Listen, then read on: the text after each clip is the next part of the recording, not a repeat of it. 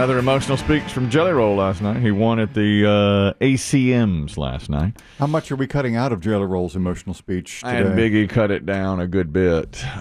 He always says something usually very uplifting, inspirational, incredibly so. From the heart. From the heart. He's everything I'm not. Oh yeah. He's real.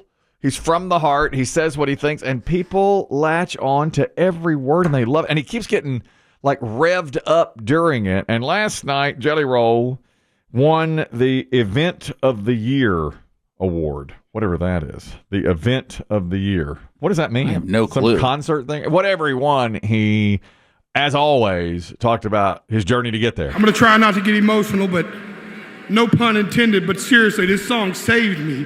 I was in a dark place. I wrote it from my soul. I knew people would connect with it. 1 year ago today, Lainey Wilson and I stood on this stage and debuted it. This song is a triple platinum record. I wrote it with a high school friend. We never thought we'd be songwriters. I never thought I'd be standing here. I thought I would die or go to jail, and I'm standing here as an ACM Award winner. You hear what I'm talking about, Texas? Let's go, baby! I'm glad he didn't get emotional. He said every single award speech he gives is that same cadence. It starts with kind of slow, and then by the end, he's just builds and builds. Oh, it builds up. Yeah, he's a build-up guy. People love him. He's the big guy with all the crap on his face. He's lost 70 pounds. He's a country artist. Lainey Wilson was very emotional as well, but I told Biggie we don't need that. Don't worry about Lainey. I don't know. Were they sharing the microphone together, or was that just Jelly Roll? That's just Jelly Roll. She won a couple of awards later and talked about her journey. She had a thing where she said she used to go out on her roof as a child and look up at the stars and count the stars and said, one day, God, I'll be one of those stars. But I told Biggie, don't worry about it. Too inspirational. That's You've already had enough inspiration for the day. Enough. We got Jelly Roll already, right? Did Mrs. Roll make an appearance? I didn't see Ms. Roll. I'm sure her name's Bunny. I'm sure she was there. She's probably out in the... I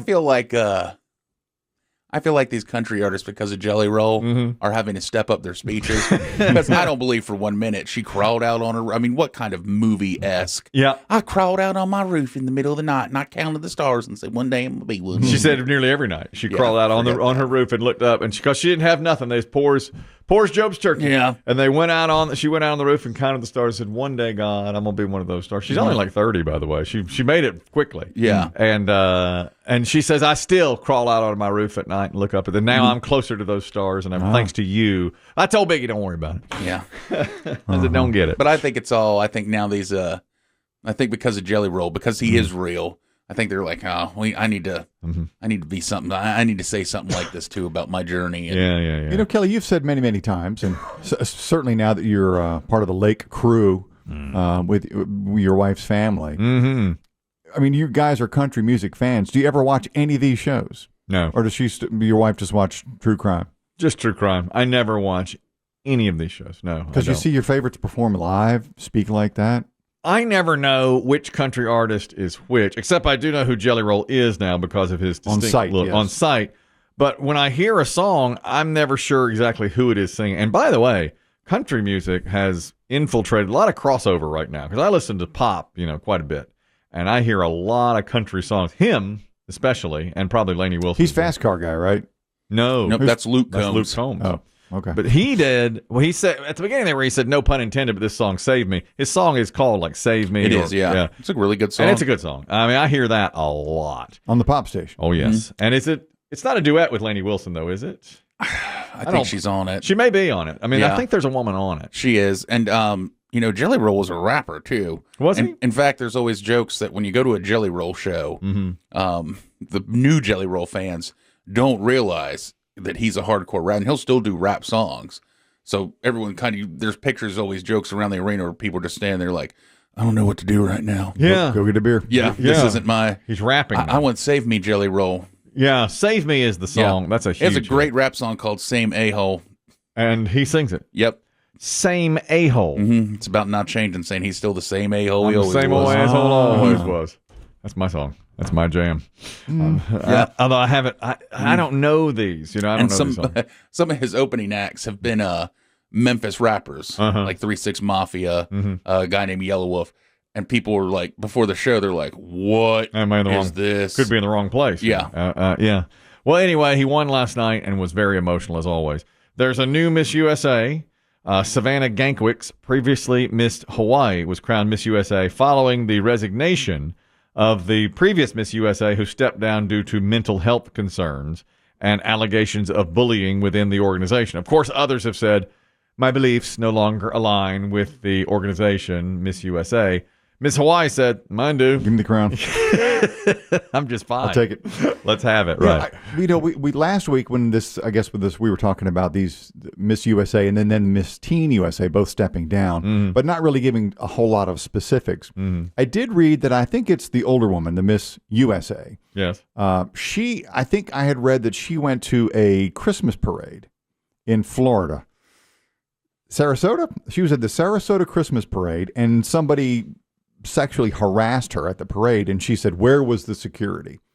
So I don't know if that's part of her beef against the organization. I've not seen it anywhere else. I've only read it one place. Well, that's a fair criticism. But that's, that may be part of the reason why she's upset with the organization. So as Miss USA, do you think you don't get a security team around you?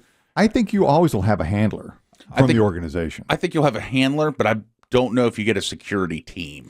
Full disclosure, I asked Miss North Carolina on a date once when they were opening the Ocala Mall over here. Oh, I remember that day of shame. Full disclosure, I was there. She was cutting the ribbon at a new mall. Correct. They were opening a new mall. In the 90s. 1995. I mean, we were both about 24 years old. And so I said, I was on a different radio show, and I was the man on the street. So I was out there covering the opening of the mall. Doing wacky stuff. Yeah. And the host of the show said, are you close to Miss North Carolina? I said, I sure am. And I said, she is a vision. And boy, she was. What a beautiful, beautiful woman on the inside as well as the outside. How could you know? Well, she gave a great speech.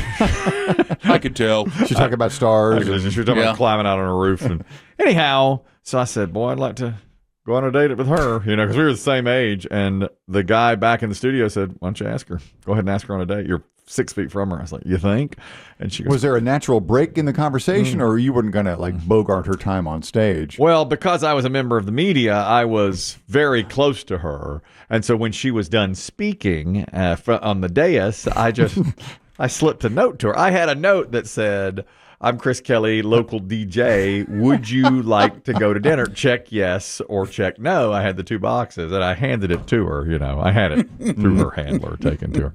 I can't remember how this turned out. I mean, I know how it turned out, but did her handler light it on fire in front of you? Correct. Or I can't. That's correct. That's right. And that, I guess, was the very first Me Too moment. I think that was the one. Yeah. Maybe that's where they fought back and said, that's it. Yeah. We're tired of this bullying. Maybe that's when they were like, we need some handlers or something. Let's get somebody We shouldn't have anyone get this close to us. What a beautiful young woman. And have you followed her career? Do you remember her name? I'm not allowed. No.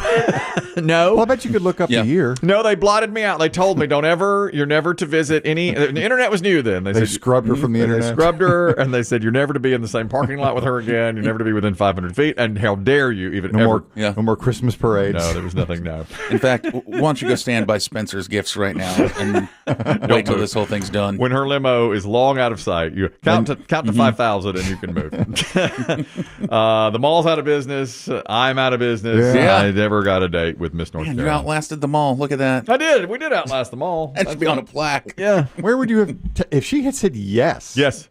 What was your plan? I was going to take her to Spinnaker's right there in the mall. Yeah.